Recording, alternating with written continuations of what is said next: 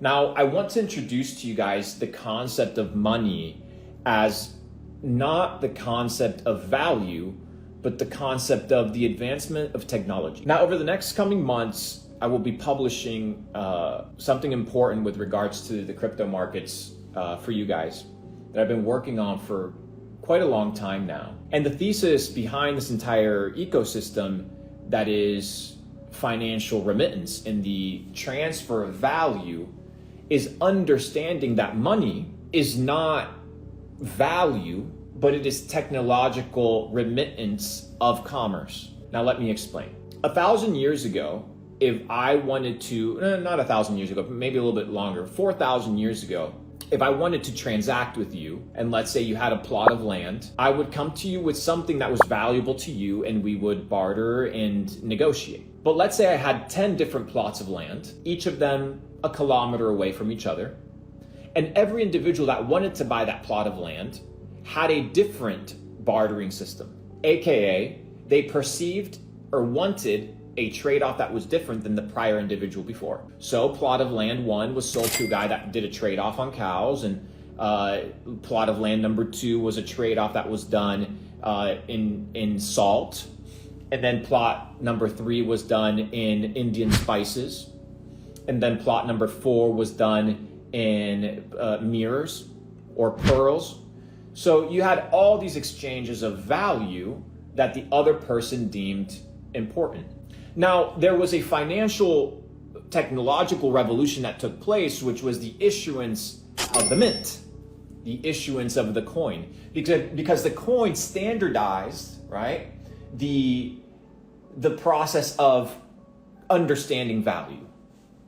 Because what I could do, in essence, was, okay, this plot of land is worth the issuance of these coins, this mint. The money, guys, was a technological advancement of what? The remittance of value.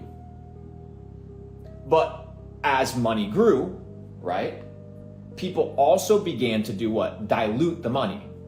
Because they realized that by diluting the money, you could increase the supply and kind of lie to the people regarding the actual weight and value of your money. Because remember, the issuance of that money was weighed.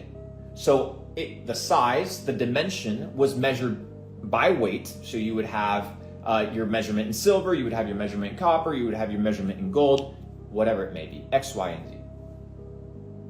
Now, what is interesting is that it wasn't only a technological advancement for commerce, but it was also a technological advancement, hear me clearly, for the issuance of perceived dominance and power.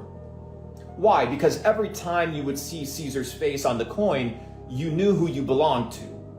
You knew whose ecosystem, right, you were under. So the coin became a symbol of power. The person that could issue coin, right, the person that could mint money was the person in charge. So clever individuals came along and said, let's create a system that allows us to have this power without really having the assets to back this power, aka fiat currency.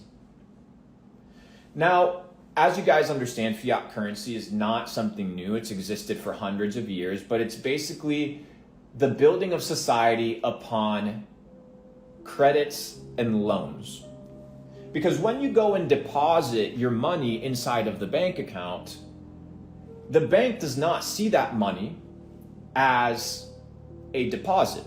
They don't see it as an asset that they're holding on your behalf. They see it as what? A liability. Why? Because, well, they're giving you interest on it. Therefore, it's what? It's kind of like an investment vehicle. You know, you're going to make your money back. But they give you 0.1, 0.01%. But now it's very clever.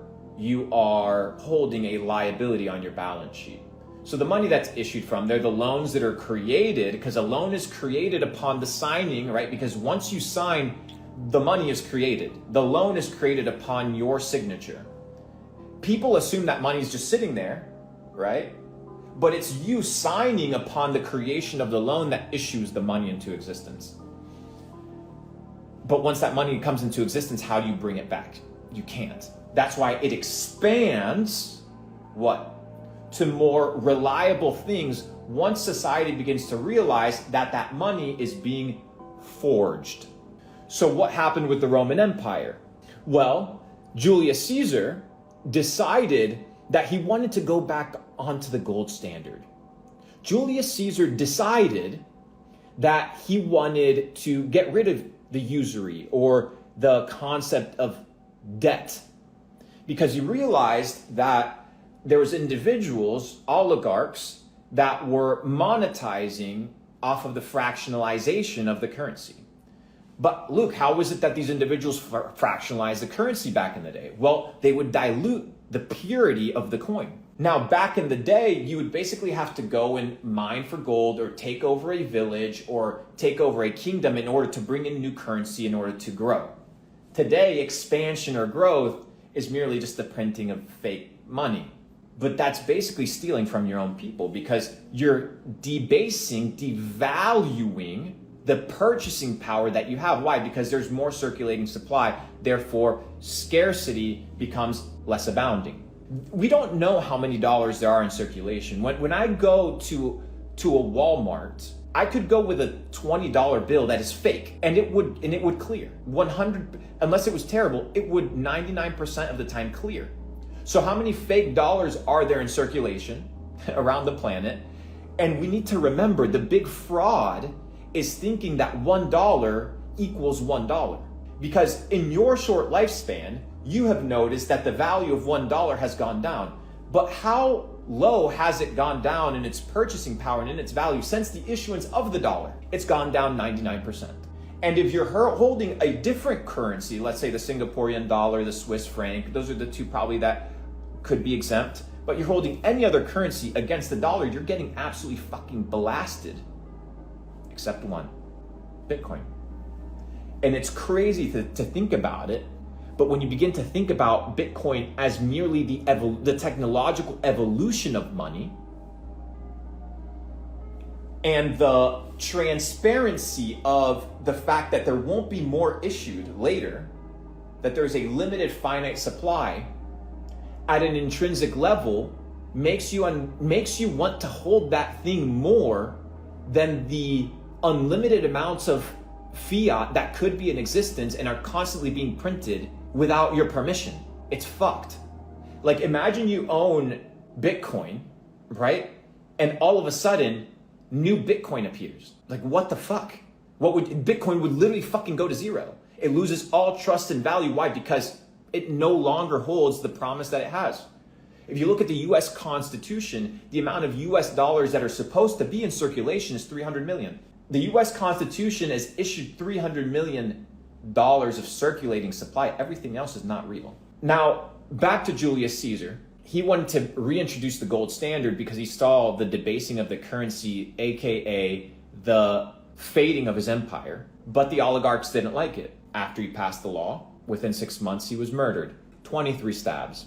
A couple years later, the debasing of the currency was reintroduced. Now, this happened again many years later in a different land with an individual known as Abraham Lincoln. Now, Abraham Lincoln was an interesting individual because he introduced the thesis of freedom and freedom for everybody. Now, he also understood that in order to win, he would need to fight for people that were opposing that view. Now, obviously, if you go deep down the rabbit hole, you understand that that war was funded, right? Somebody has to pay the soldiers. The soldiers have to get paid. But if you study history, a very famous and well-off banking dynasty approached Abraham Lincoln and offered to finance his side of the war, his side of the Civil War, for a massive interest rate of over 10%.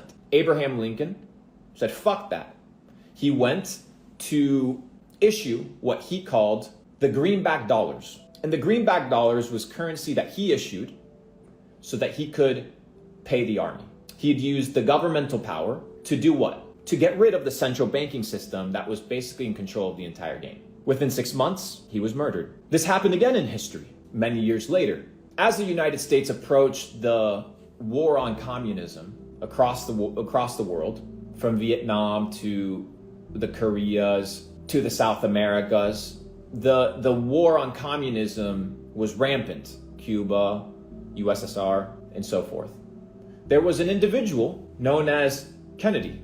You've probably heard of this guy, probably heard of this individual, right? Now, Kennedy was a very interesting individual because he came in as a Democrat, but at some point he shifted his perspective into understanding that there was a big issue with the currency being debased. So he issued, through the Treasury, $2 billion of a new currency, a new US dollar that was backed by silver, the silver-backed dollar. Within 6 months, he was murdered. And a few months later, a silver coin with his face on it was minted to commemorate him. There was another individual in history, a little bit more on the ruthless side, in the northern region of Africa. His name was Gaddafi. Now, you've heard Hillary Clinton brag about, we came, we saw, he died. But the reason was because when it's all said and done, Gaddafi wanted to introduce the Pan-African currency backed by gold. Within a few years, he was dead.